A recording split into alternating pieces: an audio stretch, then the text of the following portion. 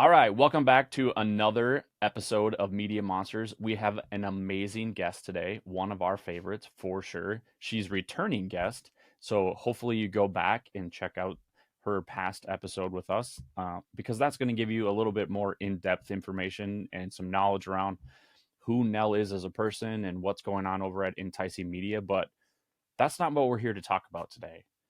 We're here to talk No. about diving in as a media monster and working in the video and the audio and the media space and all of the tools we need to make those things happen. And more importantly, the tools, the thoughts, the processes, the conversations, the throwing, the yelling, the breaking of things when that technology doesn't work. What I mean, what could be better than to talk about on today's episode? So I see you already laughing now. And if you're Yeah. watching, thank you. If you're only listening, make sure you go check us out at Media Monsters 1111. That's an angel number, and trust me, it won't get broken. So here it is. Now, tell me a little bit about what you were experiencing. We were just talking right before we hit the record button of like technology when it just goes awry. Oh my gosh. So if you work in this space or anyone that works in this space with technology, inevitably things will go wrong. It's just something that we have to expect, especially when we're working with so many different pieces of technology. But specifically, I was doing a client shoot this week and I experienced a couple of things that went wrong. So I've got the cameras rolling, I've got an external microphone, I've got a teleprompter, I've got all the things, right? And of course, something goes wrong. The mic cuts out. It won't stay connected to the receiver. The teleprompter is not working. We can't find the right speed and it's all going wrong, right? So it's so easy in that moment, especially when you're in a client situation to freak out. It's like, because this is my business. This is how this looks. Oh my gosh, like I'm so embarrassed. My stuff isn't working right. What does the client think? And it's so easy to go off the deep end that it's like, how do I learn to control those reactions? Because I'll tell you, when I'm in the comfort of my own home and things go wrong and I'm by myself, you don't want to be here. Nobody knows what goes on behind those studio doors. No, I mean my Kenny, my husband, has said so many times, I would love to be here during the day Hmm. to just be a fly on the wall and hear the profanity coming out of your mouth, the slamming. I mean, I've bruised my hands before because I've slammed them so hard on the desk that it's like, what are you doing? Like, why are we reacting like this? And how can we stop that from happening? Right. And I think that's a good thought for like some self-care thoughts and some like real deep kind of conversations. But I'm curious, how did you handle that situation with that client? Like what was your body reaction and then how was that perceived or received by the Yes. client? Yeah, that's a really good question. So my first inclination was to tense up and like I said, freak out. But, I'm right in front of the client and I cannot do that. I just can't. So my my first instinct in that scenario is to kind of make it funny and make it lighthearted and start, joking around a little bit like, oh, technology today, blah blah blah, and make it almost like a fun moment. I don't know if that makes sense, but if I can turn this into something where the client themselves won't react and freak out and start to worry, because more than likely your client doesn't understand or know Hmm. exactly how you're setting things up, how what your production looks like and what you go through to get it to the final product that they see. So if they see you reacting like, oh my gosh, this isn't working, I don't know what to do, scrambling to figure things out, that worry then is going to transfer to them. And the last thing that you want to do is have your client second guess that you have no idea what you're doing. because Right. in that situation, you are the authority, you are the quote unquote expert in what you're doing. Otherwise, they wouldn't have hired you. Right. That's why we're here. Exactly. So yeah, that's my first instinct, is to kind of make it a fun moment and relatable. And fortunately, in this particular scenario, my client had been around these situations and these scenarios before, and she said, "You know what? Nobody realizes that this stuff just isn't glamorous." Right. What a great way to play it off. And Hmm. I think you hit on two very important things. One is you had kind of a strategy to get yourself first and then also your client through, but then also for a client to realize that, that stuff that is gonna just happen, right? And Right. here's the what I would consider kind of like that third layer to that is even with you reacting that way, you also gave that client an opportunity to make sure that whatever they were going to execute for that end product was still going to be at the highest level they could, right? Because if they get in a 100%. different kind of state of mind, like we were just talking, and I was doing a studio session here yesterday, and if you get a vocalist in the wrong state of mind, Hmm. you will never get the right performance Hmm. ever, Yeah, right? Because so true. they're off, and so you got to kind of, in essence, kind of coach them to and through that. But I would imagine when those technology things are happening in real time in those spaces, you might have a time crunch. You might have, Hmm. like if you're in a situation where like you're in a permitted area, like we've rented this space and we only have this amount of time, and like all Right. of the things are running through your brain, right? Hmm. Yeah. Uh, Especially when you're under that type of stress, it's mhm, really important to think about the mindset and, yeah, the state of mind that everybody's in, because it's not just about you. You have control of the entire situation. You're also responsible for creating an energy or a space that is comfortable for everyone. mhm, And that's really imperative, especially when you're expecting. I mean, we talk about all the time, people automatically assume that something that goes wrong in front of the camera or the microphone can just be fixed in post production. yep. I mean, We'll just fix it in post. It's going to be no problem. yeah, no problem. We'll just get it in post. And that's not always the case. Certainly, we'd like it to be, but that's Mhm, just not the way it is. So, the more energy and effort that you can focus up front on what is being put in front of the camera or the mhm. microphone at first to get the highest quality product you possibly can, that in the long run is going to save everyone so much time, less stress, and it's just going to create a better product, quite frankly. Right. And so what I hear you saying is like be prepared, Hmm. Yeah. be ready and have some thoughts around that even if Hmm. technology isn't, because what's the most important is getting it right at the source, right? Yes. And what Yes. you're in the video space, you're talking about two different types of sources that then Hmm. have to work collaboratively to make the entire project. And so Yeah. making sure that the video is right and all of the Mhm. things that go with video, Right. Right. lighting, color, Yep. space, all camera angles, All the distance, all of things. those kinds of things, right? And then you have to deal with the audio. Yes. Yeah. And fortunately, after knowing you for some time, I focus more on audio now than I ever have. So thank you for that. You're welcome. But yeah, I mean, it's all of the things, and I think that that preparedness comes from a willingness to understand that nothing's going to go correctly and all the time. I kind of equate it to a wedding planner. We all know that we can plan for this, most important day of our lives. We can hire the right caterer, we can hire the right florist, and all of the things that come with creating the perfect wedding day, right? Hmm. But it's unreasonable to think that every little aspect is going to come together perfectly as you envisioned it. So you need to be ready to pivot or understand and accept the Mm. fact that not everything is going to go exactly how you planned it. So if you can go into a video shoot or a recording session and understand those things, I think that is key in helping your preparedness along with the actual production of everything. I mean, for instance, this week, not just the microphones just weren't connecting, but I have a gimbal, a very expensive gimbal, I will say. So I feel like it should work All all the of the time. time All of the perfectly. time. Perfectly. Yeah, and I had it.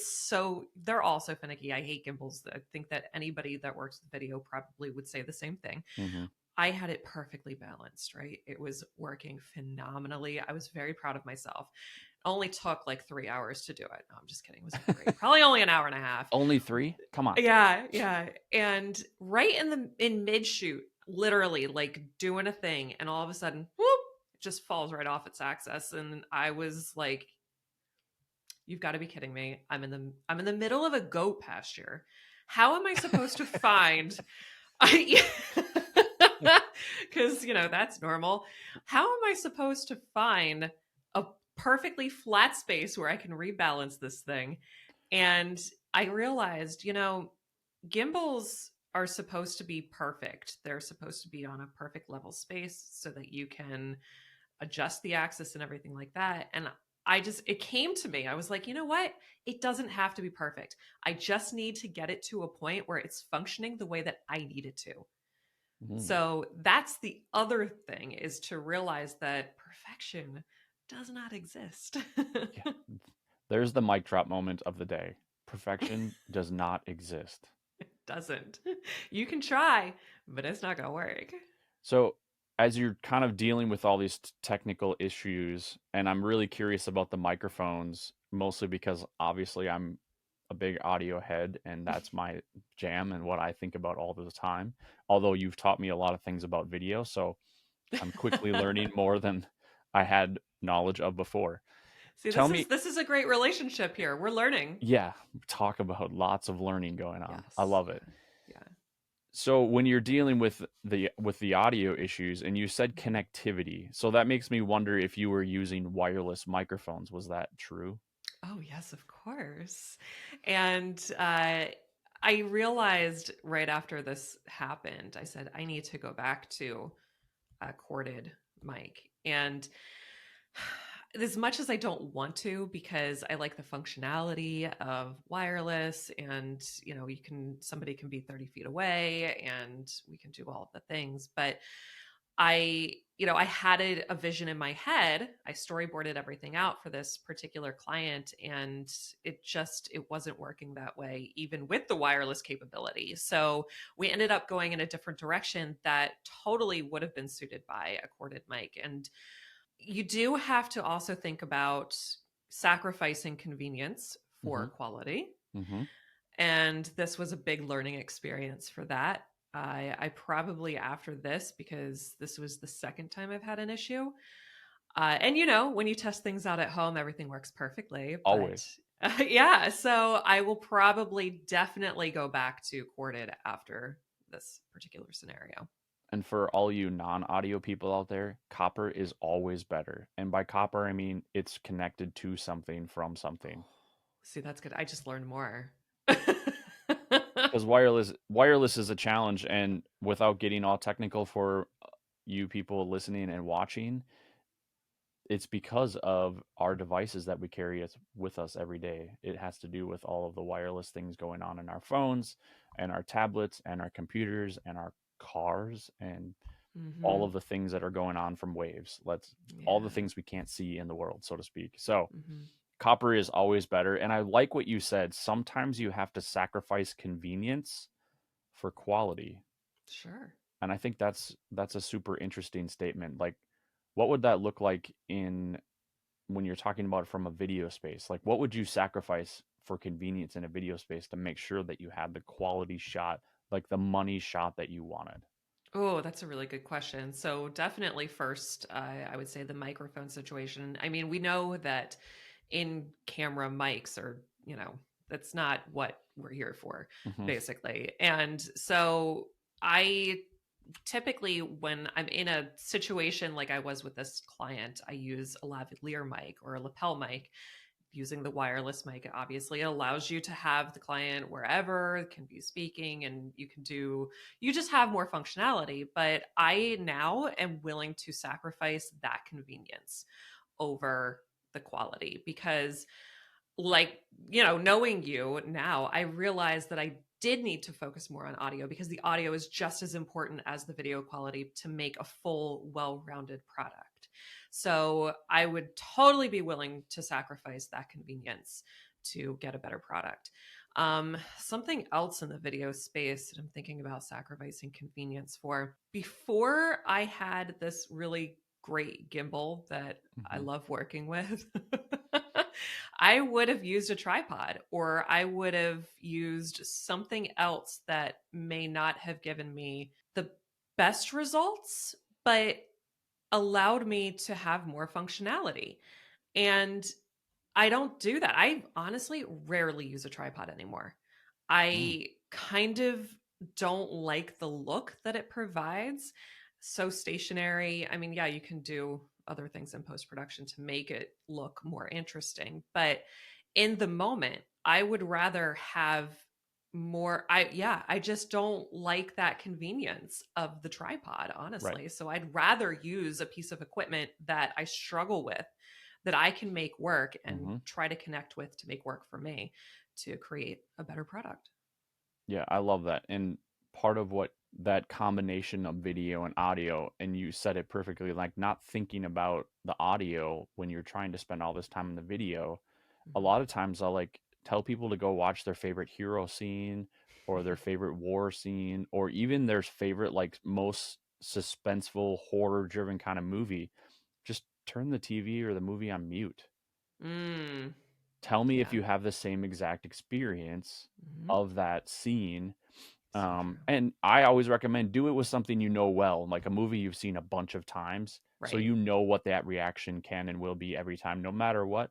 And just Mhm. hit the mute and see if you have the same experience. And Yeah. we all know what the answer is, but do we Mhm. think about it when we're in the creative moment, when we're putting those pieces together and thinking about at the source, how are we making this easier on ourselves? Something that I'm thinking about always, like in the audio space, is like I'll spend 2 hours getting set up for a session that might only run for a half an hour, Yeah. but it's because I want everything to be set up and perfect and tested and over and get the exact right thing, because you want to know that 2 hours will save me 10 to 15 hours later. Oh my gosh. It is incredible how being set up as perfectly as you possibly can be, Right. it just saves so much the stress and the time and the energy, and cannot stress that enough to be prepared. And part of that preparation is realizing that things won't always work, but you'll have a backup plan in your head. Right. Yeah. So I had this experience yesterday, and so now I'm curious with your goat pasture shoot that you did this week. Were there some moments when you were like, I have this thing storyboarded out, I know what I want to do, I'm going to execute this, this is my plan, even though technology didn't work, like this is still the plan? Was there ever a moment where you're like, can we just try this because this seems like a cooler idea? Or I Oh think yeah. I can edit this in to make it like enhance what you're doing to get your message better across, to deliver whatever you're trying to do. Like, tell me Yeah. about what that creative process looks for it for you in the moment. Yeah. So, funny story about this actually. I only recently started storyboarding things out Cool. because I mean, I still question myself as to why I do, because it's something that you should do and it looks professional and the whole nine yards. However, you know just as well as a creative that you can have all these visions and plans for how you want things to go, and Hmm. then you get into the space, you get in front of the subject, and all of a sudden all of that goes out the window. I was in a fit of rage, of course, because things weren't working correctly when I got home. That I tore up the storyboard. I literally just tore it up. And I was like, well, none of this is working. This is all going to hell in a handbasket. So there's no point in keeping this around. But yeah, I mean, there's so many times, I would say every single time I get into a Mhm. space, I reformulate. I could be in the middle of a shot and I see something out of the corner of my eye and think, "Oh my gosh, go over there. That's an amazing space. Oh, the lighting is great over here. Oh my gosh, there's horses. Let's go over here." Mhm. And it's like it becomes a little bit of like a vegetable medley in my Oh, brain. I don't, and that's like the weirdest way to put it, but that's how I can describe it with all of the different colors and the textures and everything of what's happening in the moment just will inspire something totally different because you can put pen to paper, but that's all it is pen to paper at that moment and your thoughts. But there's nothing like getting into the actual space, seeing what the lighting looks like, what kind of lighting mood you can create, mhm. how your subject is feeling that day, what they're wearing, all of the things. So that all is you're taking all that in as inspiration. So yeah, more often than not do I get into a space and everything changes. So it makes me wonder about when you're in that moment, you're doing those things, you're thinking about your vegetable medley. How often are you thinking about all the things in the final product and how you already know that you can get there? And if I just spend 5 more minutes doing this or 2 more minutes doing this, I know that it's gonna heighten this project or give this creative moment even more impact for the final product. Like how Yeah. often are you thinking about that final product while you're in the moment? And does that do you feel like it enhances or detracts from the moment when you're working with your subject? That's a great question. So I would say that I'm constantly thinking about the final product throughout the entire process, even though the way that it looks in my head constantly changes. So, as far as the end product in mind, that Hmm. starts from the very beginning when I'm having the initial conversation with the client on what they're looking for, what they're expecting, where the video is going to be placed, what platforms it's on, and all of the things that come together to make a really great looking video. So the final product I'm constantly thinking about, and even yeah, during the shoot, at the beginning, during the middle, and the very end, and even afterwards, it's constantly changing. And honestly, sometimes it is a little bit of a burden because that's what we're working towards, right? Is Hmm. the final product. So that's the end game, that's the goal. So the eye is always on the prize, but I do wish that sometimes I would allow myself to be a little more in the moment Mm. rather than, okay, I see this happening, I see the whole video playing out in my head, but let's try this. I think that sometimes it can be a little bit of a creative blocker if you're constantly thinking about the final product. So I do wish that there were times when I wasn't so focused on that. Right. So it's like you're almost trying to produce the whole project in the moment rather than letting the moment just happen.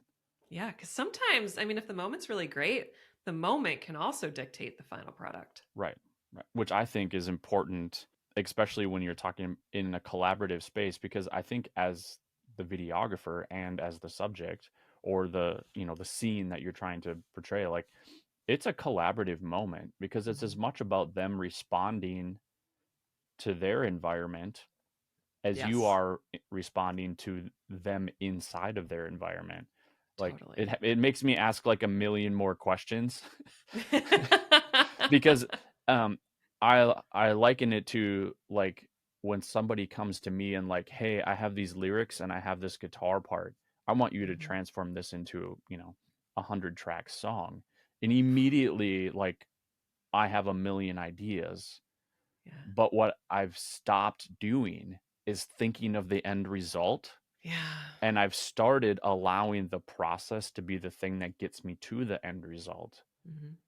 And then I can be inspired and affected by whatever's coming at me. Now, that Mhm. whatever's coming at me be like something going wrong, a technical issue, Mhm. or like this a moment where I'm like, hey, can we try this? And I'm like, yeah, that sucked. Terrible idea. Move on. Because those are those are as important as like aha moments, right? We have So aha true. moments in creativity all the time, which are amazing, and I wouldn't give them up for the world. But I also want the moments where be like, that crashed and burned. Let's not do that again. That wasn't a good direction. Yeah. And Yeah. then, something that I do a little differently in the audio space is I invite lots of people to collaborate into a project, but I Hmm. specifically pick those people for a reason, Hmm. to make sure Right. that they're coming in to make the right final product. And by Yeah. right, I mean the best version of all of those people showing up creates that final product. Yeah. And I think Yeah. that that's what's cool about when you're working in the video space, is working with, when you're talking about, let's talk about more like the film space or the ad space, like the video team, the creative team, the visual team is different than the audio, which is different than sound design, which So is true. different than sound effects, right? Yes. So, like, Yes. those are a team of getting the right people all together to do the best version of them, which Right. ultimately brings the best product for your client. Yeah. And so, Absolutely. I think all of those technical things that happen are great bumps in the road and opportunities Yeah. for creativity. Oh, for sure. And I mean those times when you try something, something doesn't work out. I mean, in the video space, I like to call we call that the blooper reel. Oh, yeah. You And know? that's more content for all you media monsters out there. Exactly. I don't know why we're cutting and throwing these clips on the cutting room floor. It's like, save all of this because people enjoy the reality and the authenticity behind what you're doing. I mean, who doesn't love watching a blooper reel on Instagram of somebody trying to film this perfect video? And then all of a sudden, something just goes awry, something falls over, or they say something that just comes out completely incorrectly, or I mean, it's human. Right. And it's comical Yeah. for the people who are watching, not necessarily for the people in the moment. But how Right. many, like you said, accounts out there are there like, this fails, this didn't go well, or Yeah. blooper videos, or like, right? We've already been programmed in for decades, right? The 80s came out with America's Funniest Home Videos. Was Yeah. that not just the the precursor to the blooper videos that we see on Oh, TikTok it's and so Instagram? Any true. reel now? It's just Yeah. the grown up new technology version of that, Hmm. Yeah. right? It's so true. Kenny and I have a travel blog on YouTube, and one thing that I really, really wanted to make sure that we included in a lot of our videos, not every single one, but we include bloopers at the end of our videos. And one I can remember in particular. So, I mean, what we do on our travel vlog is by no means a high quality production. It's literally us holding a camera and filming ourselves doing what we're doing as we're traveling in the moment. But we were on a ranch in Hawaii, the Kualo Ranch, which is where parts of the Jurassic Park film were produced. And so we were on a tour, and I had this idea for the opening of the vlog. And they gave you like this little plastic dinosaur that they would hold in front of the camera and like kind of run with the camera as though the dinosaur were chasing you. Yes. So I was like, oh my gosh. So, like, this is what we're doing for the opening of the video. And I think what happened was we were doing this, and I was running and I just fell, just completely fell, Perfect. like flat on my face. And I was like, well, yeah, no, we can't put that in the opening. Like, that doesn't really work. But there's no reason why we can't put this in at the end. Hmm. It sounds terrible, but people love to watch other people fall flat on their faces. Yeah, it is hilarious. I mean, painful, but hilarious. It's painful, but it's hilarious. And it's also reality. Right. I mean, we talk about authenticity all the time, and I've consistently talked about how I don't edit for the Real Housewives of Beverly Hills. Like, Right. I edit to highlight people's stories and show that authenticity. And Hmm. there's so many times when we focus way too much on the stuff around the production that really doesn't matter a whole lot. Right. Let's make sure we tell the listeners what that travel blog vlog is so that we can find it and they can watch and listen as well. Yeah, absolutely. So the travel vlog is on YouTube. It's called Kenny and Nell. And we've been travel vlogging for, well, since the end of 2019. So there's a few videos in there that aren't necessarily travel related, because pandemic, but it's mostly a travel vlog. We call those staycations, right? That was the travel vlog of the Yes. 2020s. That's right. That's a really good way to put it. A staycation travel vlog of 2020. I love it. You're welcome. I'm just over here going with the Gonna go flow. rename that. You can go rename those episodes. And if you know anything about Nell, she's always in there making sure that the SEO is perfect and the tags and the keywords and the titles are I great. SEO is the bane of my existence. But I'm always going in there, redoing, retrying keyword research. And here's how One I day know, we'll because get I it. took a mini course from Nell, and by that I mean we had a 15-minute conversation, and she told me all of these things, and I'm like, you're giving me a headache, and I don't have any more hair to rub off, so I don't know what I'm gonna do, but I'm Maybe gonna this is try why it. my hair is getting thinner too. Yeah, exactly. She's pulling it out and ripping it and throwing stuff across the room. Well, Nell, it was a pleasure having you on here again, as Thank always. you. I I appreciate it. I don't know if I'm really that great of a stand-in for Danny, but I don't know. I'll do my best impression. Rawr, media oh, monsters. that was a very small kitty. Like we need the lion's roar. See, Rawr. there it is. It was perfect. You're just missing the long flowing Jesus hair, and that's okay. But I there's know. only Well, one Danny. There's only one Danny. there is only one Danny, and this is what SEO does to you. So, There you go.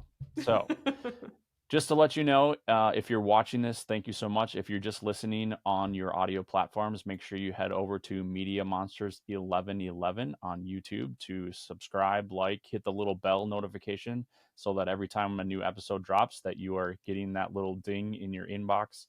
Also, if it's still fall time when you're hearing this, we're coming up on that silly thing they call Black Friday. Monumental Voice Media is running their Launch Your Podcast course for $10. So make sure you check that out and wow. hit us up if you have any more questions. Other than that, keep on being a media monster and get out there and build some more media.